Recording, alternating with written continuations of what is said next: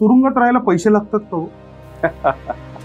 आजच्या घडीला येरवडा जेलचं उदाहरण जर घेतलं त्या 6,800 कैद्यांपैकी जेमतेम 700-800 कैद्यांना कॅन्टीनचं सामान परवडतं.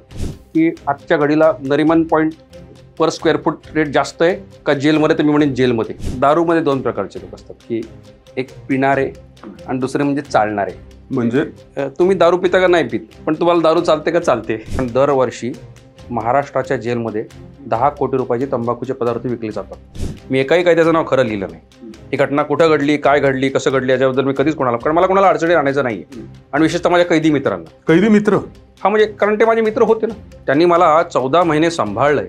ते मी आणि अरविंद केजरीवाल एकाच काळात जेलमध्ये होतो. तिथे एक फॉर्म होता तिहार जेलमध्ये, की तुम्हाला कुठल्या व्यक्तीला तुमची मुलाखत घेताल अशी नावं लिहून द्या. 5 लोकांची नाव देता येत होती. आम आदमी पार्टीचा खासदार PA आणि तिसरा जो व्यक्ती होता हे त्यांचे रक्ताचे नातेवाईक नव्हते.